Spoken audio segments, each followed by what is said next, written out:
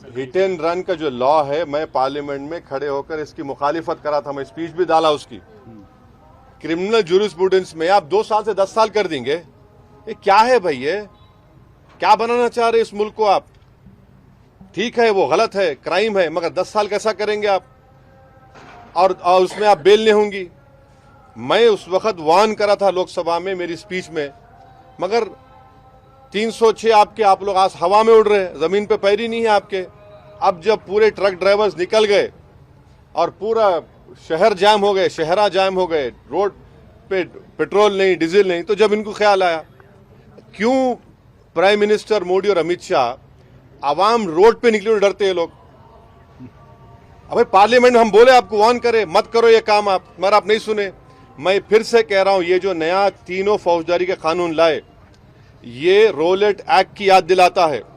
मैं फिर से कह रहा हूं, अगर आज महात्मा गांधी और भगत सिंह रहते तो बोलते ये तो रोलेट एक्ट है, ये इससे बहुत नुकसानात होने जाएंगे, बहुत से परेशानी होने जाएंगे। अब देखना इसका गलत इस्तेमाल होगा बहुत।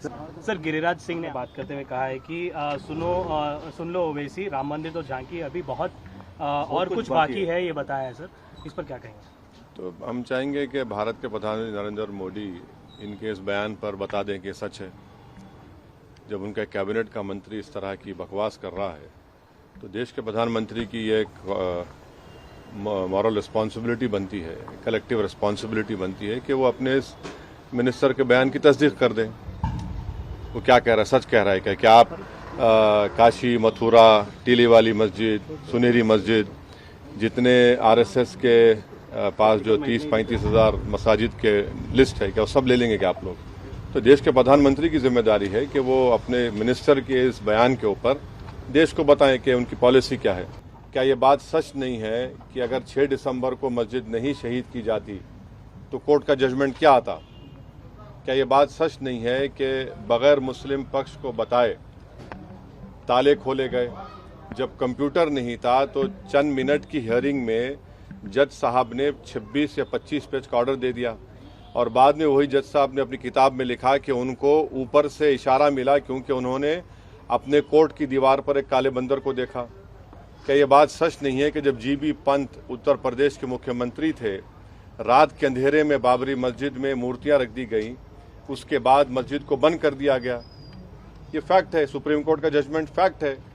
इसीलिए हमने जब सुप्रीम कोर्ट का जजमेंट आया था, हमने कहा था कि सुप्रीम कोर्ट का जजमेंट बिलीफ के ऊपर आया है, और हमको इस बात का उस वक्त एप्रीहेंशन था, जो अब सच साबित हो रहा है अनफॉर्चुनेटली, कि आप देख रहे हैं कि मुख्तलिफ मसाजिद के ऊपर केसेस डाले जा रहे हैं। तो ये मैं जो कह रहा हूँ फैक्ट है, वो मैं मानता हूँ सुप्रीम कोर्ट जजमेंट, जैसा जस्टिस जे.एस. वर्मा ने कहा था कि supreme court is supreme but not infallible. अब आप मेरे को बताइए, टीले वाली मस्जिद का किस्सा क्या है? 200 साल पुरानी मस्जिद है, और लुटियंस जब बना रहे थे दिल्ली को, तो उसको छोड़कर बनाया गया। तो पहले वहाँ पर गांवों को हासिल किया गया और मस्जिद को कोई हाथ नहीं लगाए। आप मस्जिद के ऊपर नोटिस देते हैं। तो ऐसे कई मसाजिद हैं जहाँ पर संघ परिवार से ताल्लुक़ रखने वाले लोग या उनकी आइडियोलॉजी से अपने आप को करीब मानने वाले लोग इस तरह के कोशिशें कर रहे हैं ना। असदुद्दीन ओवैसी ही इस मुल्क का सबसे बदनाम आदमी है, बाकी सब राजा हरिश्चंद्र की औलाद है, दूध के धुले हुए हैं, इनसे कोई गुनाह हो ही नहीं सकता। मुझे अपनी बात करने का इख्तियार है। भारत का आइन, भारत का कॉन्स्टिट्यूशन, संविधान मुझे अपनी बात रखने का इख्तियार देता है। अगर आपको मेरी बात पसंद नहीं आ रही तो कान में रुई लगा लीजिए आप, मगर मैं सच्चाई को बयान कर रहा हूं। आप डिसएग्री करिए, मगर आप बोलेंगे नहीं, अब नहीं, तुम नहीं बोलना, हम वो कर देंगे। अरे भाई क्या करेंगे?